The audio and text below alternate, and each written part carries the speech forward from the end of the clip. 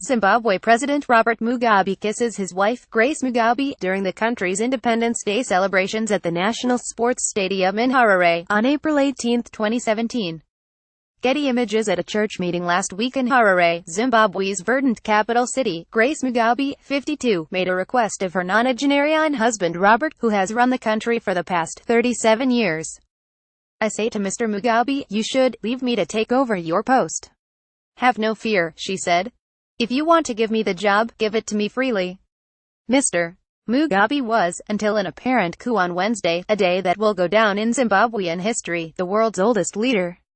He managed to stay in power for almost 4 decades thanks to an extraordinary amassing of executive authorities, brutal crackdowns on opposition groups and ethnic minorities, and electoral fraud, but also in abiding respect among much of his country's people and armed forces, in particular for his role in the guerrilla war that overthrew oppressive white rule in the late 1970s.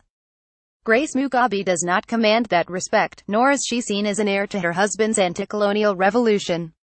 That heir apparent is Emmerson Mnangagwa, until last week the vice president of Zimbabwe. Of Mnangagwa, Grace Mugabe said last week the snake must be hit on the head. A day later, her husband unceremoniously dismissed him, forcing him into exile. It now seems Ms. Mugabe's impatience to sideline Mnangagwa was a calamitous miscalculation. Zimbabwe's security forces, long loyal to Robert Mugabe, have made it clear through their takeover that they find the possibility of a Mugabe dynasty, led by Grace, to be repulsive. The Mugabes may have also underestimated Mnangagwa's thirst for power, and the depth of his connections with the military. He is known as one of the most cunning politicians in Zimbabwe, and has been designing his ascendance for decades. After taking charge of the country's state broadcaster, Maj. Gen. Sibusiso Moyo, chief of staff logistics, made a reference on live television many believed was aimed at Grace Mugabe. "We are only targeting criminals around President Mugabe who are committing crimes that are causing social and economic suffering in the country in order to bring them to justice," said Moyo. "As soon as we have accomplished our mission, we expect that the situation will return to normalcy." Grace Mugabe and Emmerson Mnangagwa attend a gathering of Zimbabwe's Politburo in Harare, on Feb. 10, 2016. Philemon Bulawayo Reuters. Grace Mugabe has little public support, let alone support from the real kingmakers, the security apparatus. She is notoriously loose-lipped and prone to challenging potential political opponents in outrageous and profane public speeches. She and her 2 sons are also brazenly profligate in a country where the economy has all but imploded. She wears Gucci sunglasses and reportedly bought a Rolls-Royce. She spent more than $1 million on a diamond ring for her husband, who is sometimes referred to as Old Bob, and then sued the jeweler claiming inferior quality. One son, Bellarmine, recently used Snapchat to flaunt a bracelet, $60,000 on the wrist when your daddy run the whole country, you know, he wrote. Subsequent videos showed him pouring champagne over the. Recently, she was accused of barging into a Johannesburg hotel room where her sons were hanging out with a 20-year-old South African model, Gabriella Ingels.